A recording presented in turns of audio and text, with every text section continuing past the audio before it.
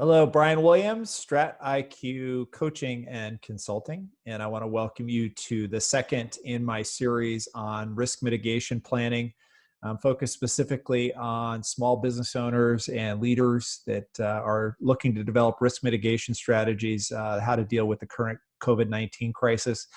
Today, we're going to delve a little bit deeper into sustainment and what that looks like and how to create a sustainment strategy that is focused on the reality that you're in today or that we're all in today, and then focused in on that timeline, whether it's a couple weeks, couple months, or a year down the road, and really positioning all of our organizations so that hopefully when we're through this, we can get to that nice uptick. And everybody wants that hockey stick growth. So I'm just hopeful that that's where we're going to get. And rather than hope for it, as Harvey McKay used to say, we're going to create a great plan and really get to it. So we're going to focus on really three things today.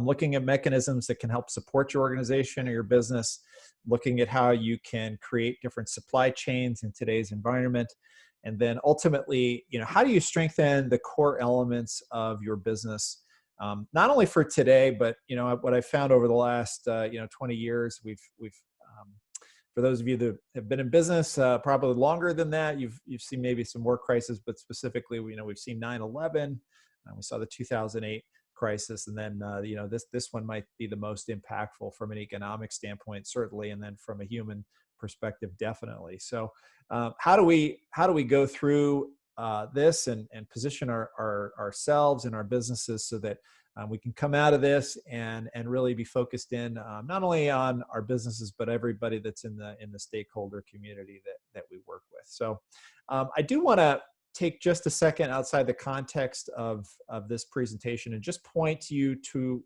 if you're tuning into this, just to a couple of websites that I have found that are fantastic in terms of having some comprehensive business-oriented and crisis-oriented materials and resources. So I'm just going to get out of this real quick here and then just go to that just to review it.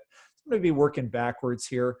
Kind of from the kind of bigger picture, the U.S. Chamber of Commerce developed a coronavirus emergency loan checklist, and this goes over a couple of the most frequently utilized aspects of the CARE Act.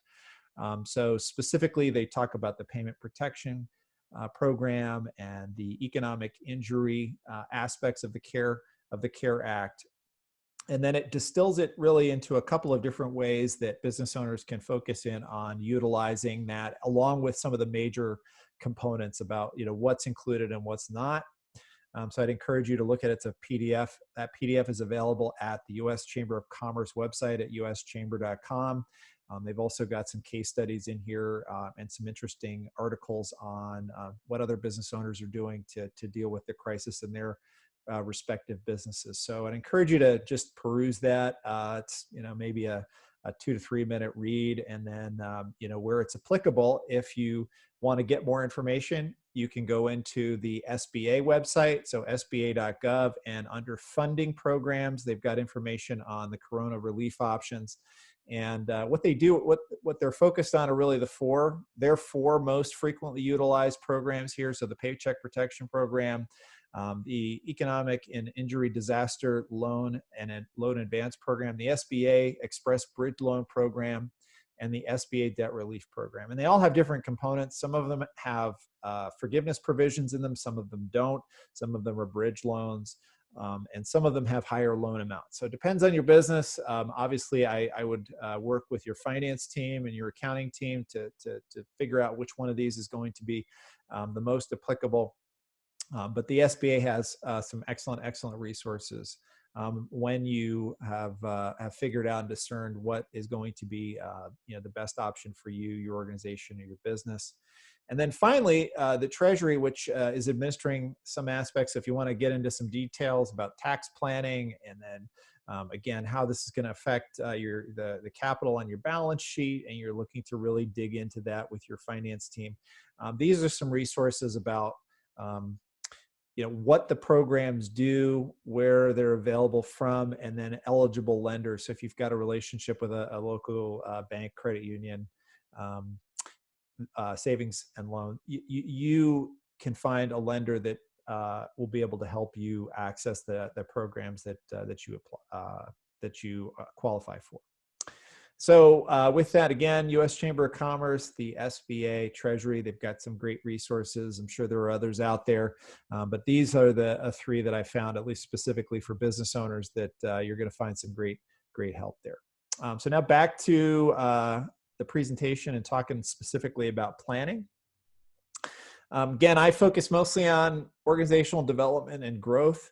In this environment, what we're talking about now is sustainment. How do we preserve our business? So again, I'm going to be calling on a lot of those techniques that I learned when I was back in the Army Rangers about, okay, we're in the chaotic environment here. How do we take ourselves in this environment and where it's kind of anxiety producing and chaotic and we don't necessarily know a lot of information. It's maybe something that's a bit different than many of us have ever dealt with before. And I have to say, even though I'm definitely trained to deal with a lot of uncertainty and things, it's different. It's a different type of environment. So we're in many ways working through this together. So sustainment, what is the importance of having a sustainment strategy? So if you can successfully work through a downturn and limit losses, this is something, again, I kind of referenced the 2008 financial crisis, but one of the things that we learned there is that it was really important to have really disciplined strategies around, how you take out loans and how you sell and buy assets and those sorts of things, and really understanding, okay, I'm going to set this particular target and we're going to, buy here and we're definitely going to sell here. So having disciplined buy and sell strategies. And what we're looking to really do in this case is think about our business, the way we create our value chains, our supply chains, and we want to capture, 95, 97%, 2 to 3 standard deviations from the mean. We want to try to figure out what are those scenarios out there that allow us to create that framework. And ultimately, when we face that next black swan event, and they've seemed to occur, at least in the last 20 years, we've had 3. They occur, pretty routinely, right? And we just don't know when they're going to come. But we want to be able to get from the time where we're reacting from the thing that we can't predict, and we want to get ourselves into a position where we are making decisions with information and creating routines that allow our businesses or our organizations to thrive in that environment. So supporting the business, right? So many of you out there, you've built successful businesses. It's not ever easy to run a business, but it's in particular when we have a crisis, it's very, very difficult, for a lot of reasons, right? You're trying to manage a lot of different priorities in your business. So creating that support framework during the crisis is critical. And a lot of that starts with resource management. So you probably know all of the resources that you have available to you. And if you don't, you're out there scrambling around trying to find additional resources that can support your business. But really they come in 4 different categories, right? So you're thinking about the people that you have on your team or that are contractors that support your business. You're thinking about the equipment inside your business or maybe real property that you own. Capital that you've got on your balance sheet or capital lines that you've got access to with your financial institution, and then finally time. So taking it all and wrapping it up and figuring out how that's all bundled together to support your business.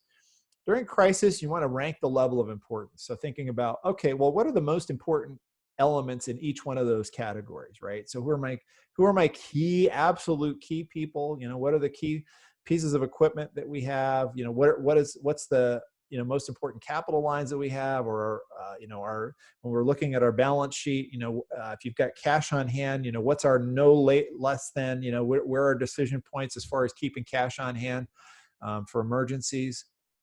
And we want to think about those. We want to think about, how do we create decision trees and thinking about, if we're gonna trim, or if you've got the ability to grow, this is a great time. I've worked with a lot of business owners, and they keep cash on hand exactly for this situation so that they can pick up assets and it's a time for them to retrench, strengthen the business up, and then figure out, how they can utilize those assets to go ahead forward. And for some of you out there, the resources and the loan programs might be excellent opportunities for you to take some cash and apply them to, putting it back into your business and growing.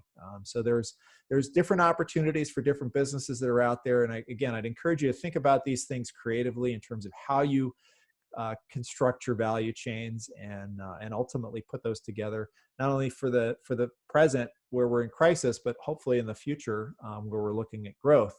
And time is really the big factor here. That's the common denominator. It's the one thing that really doesn't change. The 24-hour cycle, it just keeps going. And we have very, very methodical cadences that we can move towards. So even though, the environment definitely changes and the economic environment definitely changes, whether we're in crisis or not, but we can figure out how to look at things sequentially. And again, once you get into crisis and you can stabilize and you're starting to, create that cadence, I feel anyway, as a leader, one of the most important things we can do is help set a visioning, and I'll talk about that in a second. But really, that helps to promote focusing in on developing a cadence for you and for your organization. So risk-based supply chain management, this might seem like it's reactionary, and a lot of times, especially if we're thinking about risk planning, this is done prior to a crisis, but I would argue that this is something that you could do while you're in a crisis for most businesses.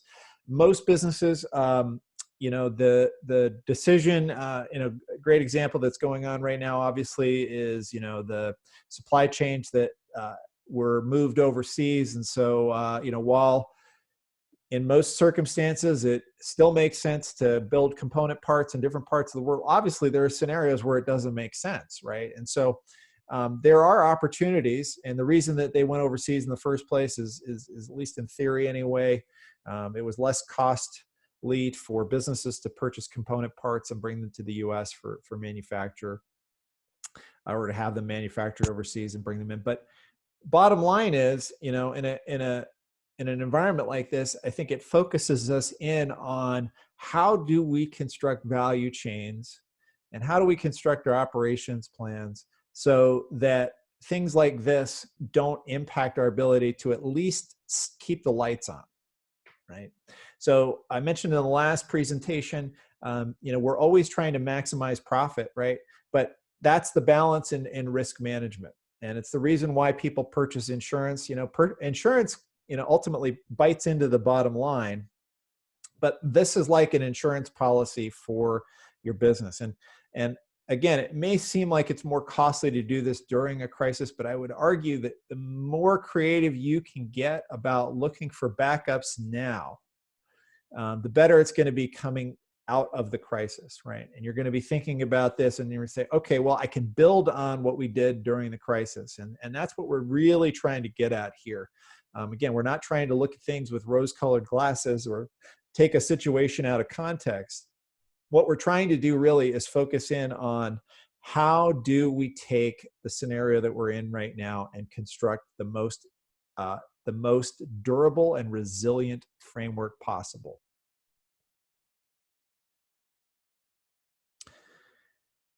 Strengthening your core business. This again is something that came right out of both the 9/11 and the 2008 financial crisis. One of the things that we can do here is looking at your core resources, figuring out how to take all of those resources and make sure that it's maximized, it's condensed. The Pareto principle, 80-20, right? 80% of the profit typically comes from 20% of the activities. When you think about that and you're looking at your maximizing profit, that's exactly what we're trying to get at. We really want to get good at those 20% right now. We want to build in all of the different infrastructure elements that help bolster that. And we want to create the redundancies. So we talk about creating the redundant supply chains. Again, get creative.